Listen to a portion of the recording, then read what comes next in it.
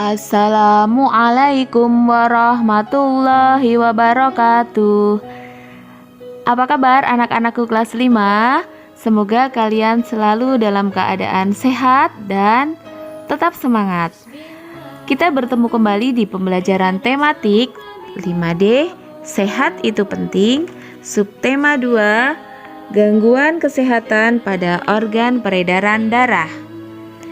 Alangkah baiknya teman-teman, sebelum kita belajar, kita berdoa terlebih dahulu ya. Dan selanjutnya silahkan kalian menyimak video pembelajaran berikut ini. Untuk pembelajaran hari ini kita akan mempelajari materi tentang komponen darah, gangguan pada sistem peredaran darah, dan cara merawat sistem peredaran darah. Nah, yang pertama adalah komponen darah. Komponen darah terdiri dari 1. Sel darah merah atau eritrosit, 2. Sel darah putih atau leukosit, 3. Keping darah atau trombosit, dan 4 adalah plasma darah. Nah, 4 komponen darah ini mempunyai bentuk dan fungsi yang berbeda-beda ya. Nah, silahkan teman-teman perhatikan baik-baik ya.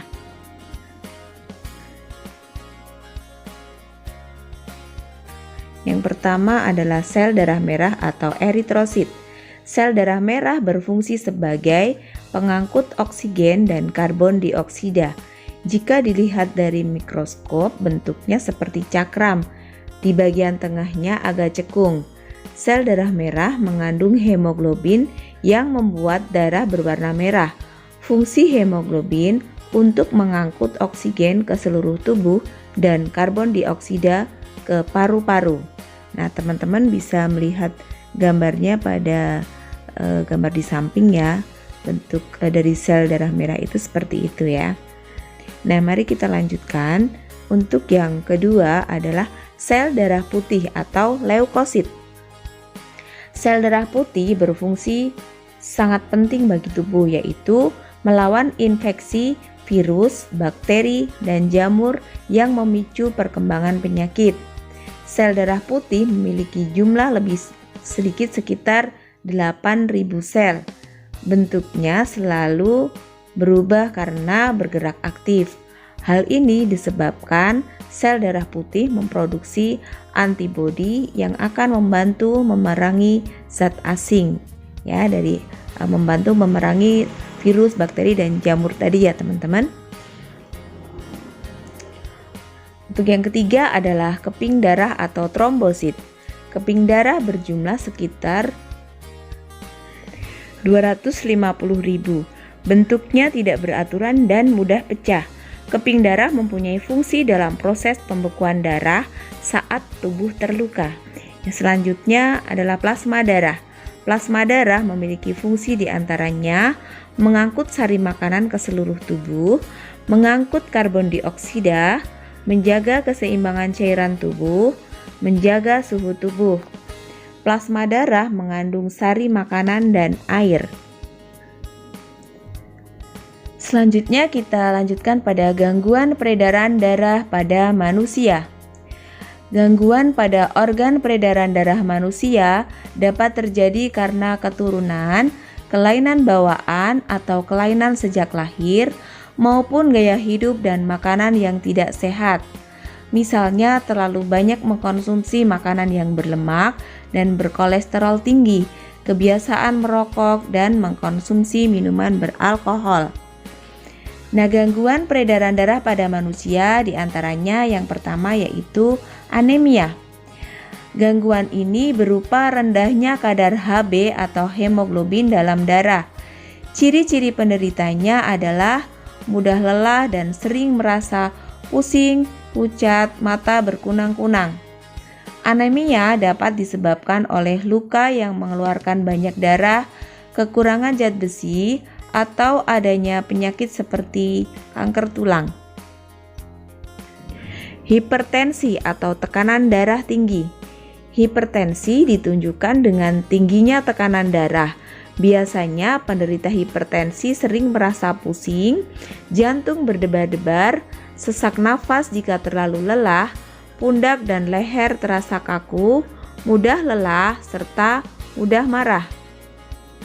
Penyakit ini dapat disebabkan faktor keturunan serta kebiasaan makan makanan yang berlemak dan kolesterol tinggi, kebiasaan merokok dan minum minuman keras, mengalami stres, usia, dan lain-lain.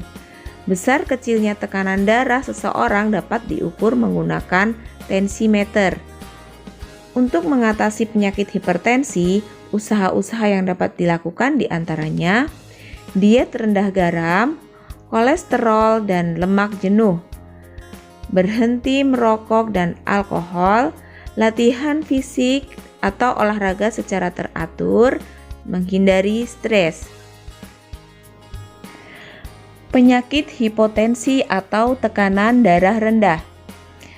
Hipotensi atau tekanan darah rendah dapat terjadi karena menderita penyakit misalnya diare, gangguan pada jantung, infeksi, dehidrasi, sedang hamil, kehilangan banyak darah, kekurangan nutrisi, dan lain-lain.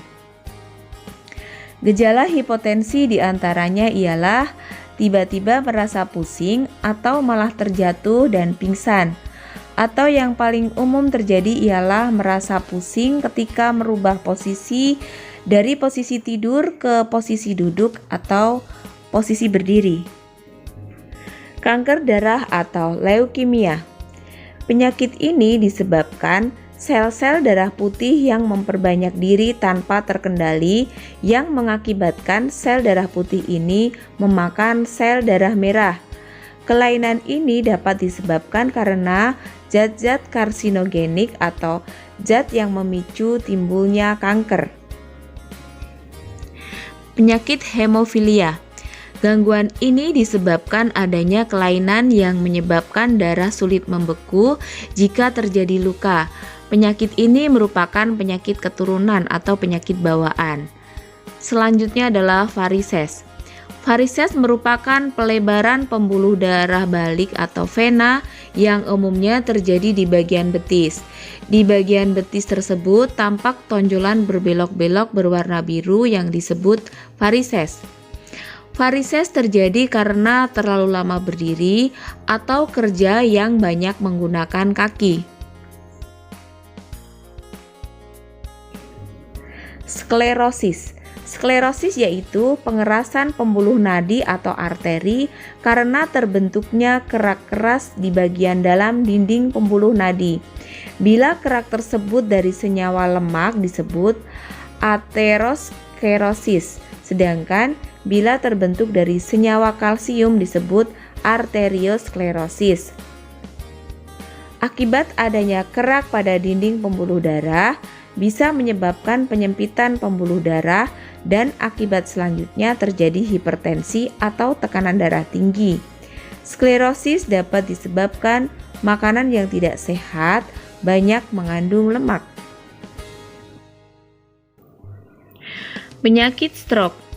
Stroke disebabkan oleh pecahnya pembuluh darah di otak sehingga saraf-saraf yang ada di otak tidak memperoleh cukup oksigen.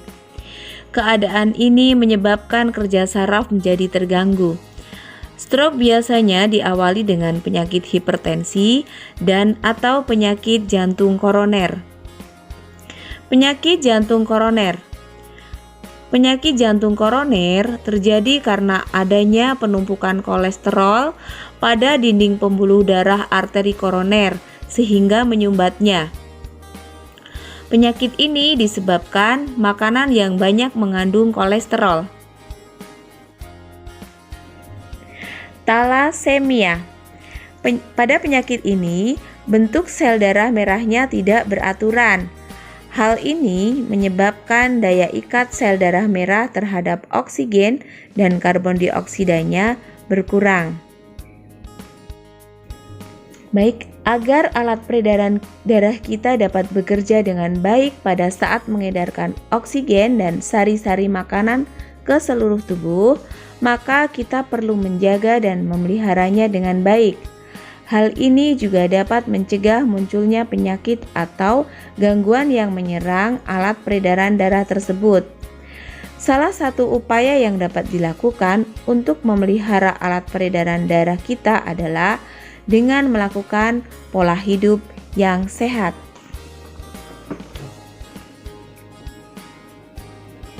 Upaya yang dapat kita lakukan untuk memelihara kesehatan alat peredaran darah yang pertama adalah olahraga. Olahraga secara teratur. Olahraga dapat meningkatkan daya tahan tubuh kita terhadap berbagai penyakit. Selain itu, olahraga juga dapat membuat jantung yang merupakan alat peredaran darah dapat berfungsi dengan baik. Yang kedua, menghindari makanan berlemak. Lemak di dalam darah dapat mengakibatkan penyempitan pembuluh darah. Akibat penyempitan pembuluh darah akan timbul penyakit jantung dan pendarahan otak.